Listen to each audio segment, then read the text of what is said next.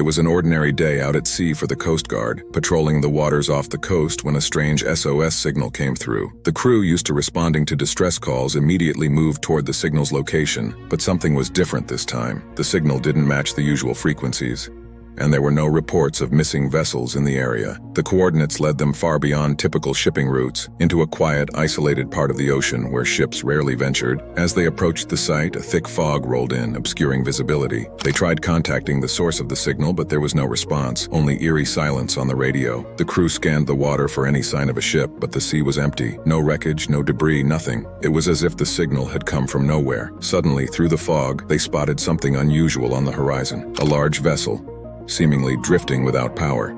The ship appeared old, with rust covering its hull and tattered sails hanging loosely from its masts. It looked like it had been abandoned for years, yet the distress signal was still active. The Coast Guard pulled up alongside the mysterious ship, preparing to board. If you love strange and mysterious stories, make sure to subscribe so you don't miss out on the next one. The crew climbed aboard, expecting to find signs of an accident or possibly stranded survivors, but what they discovered was far stranger. The deck was completely deserted, with no sign of any recent activity. The air was heavy and still, and the ship creaked as if it was groaning under the weight of its own age. They began to search the vessel, starting with the bridge. The control panel was covered in dust, and the instruments looked decades old, far too outdated to be transmitting the modern SOS signal. It didn't make sense. One of the officers found an old logbook, but the last entry was dated over 50 years ago. According to the records, the ship had been lost at sea in the early 1970s, and yet here it was, sending out a distress call in real time. As they ventured deeper into the ship, the sense of unease grew stronger. In the galley, meals were still set out on tables, long spoiled and covered in mold. It was as if the crew had vanished in the middle of their routine, leaving everything behind. But where had they gone? There were no lifeboats missing, no signs of struggle, nothing to suggest what had happened to them. The Coast Guard team moved cautiously down into the lower decks, where they discovered something even more unsettling. In one of the cabins, they found strange symbols carved into the walls, symbols none of them recognized. They weren't from any known language, and they seemed to radiate an unnatural energy. One of the officers reached out to touch the carvings and immediately recoiled in pain. His hand had been burned, as if the symbols themselves were searing hot. The deeper they explored, the more bizarre things became. In the engine room, they found the source of the signal, a modern radio transmitter, completely out of place on such an ancient vessel.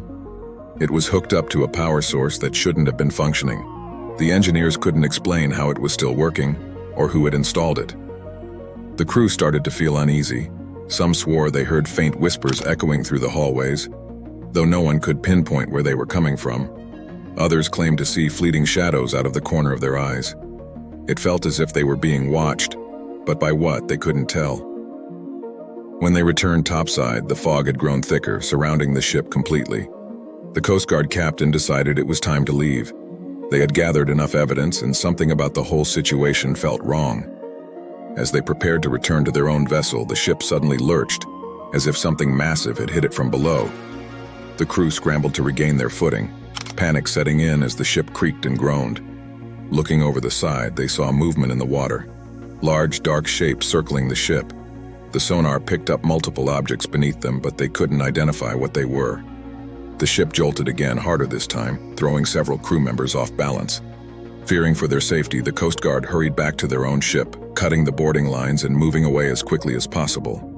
As they sped away from the abandoned vessel, the strange sonar readings disappeared and the fog slowly began to lift. The ship, however, remained motionless in the distance, its rusted hull barely visible through the thinning mist. Once they were back on land, the Coast Guard handed over their findings to a team of experts. Marine historians, engineers, and even paranormal investigators were brought in to analyze the case, but none of them could explain what had happened. The ship was identified as one that had gone missing in 1971, yet it was perfectly preserved, almost as if time had stood still for it. The modern transmitter, the eerie symbols, the strange occurrences on board, it was all beyond comprehension. The experts were baffled, unable to offer any rational explanation. To this day, the mystery of the ghost ship remains unsolved, and the vessel itself was never seen again. Some say it's still out there, drifting in the fog, waiting for the next crew to respond to its haunting SOS.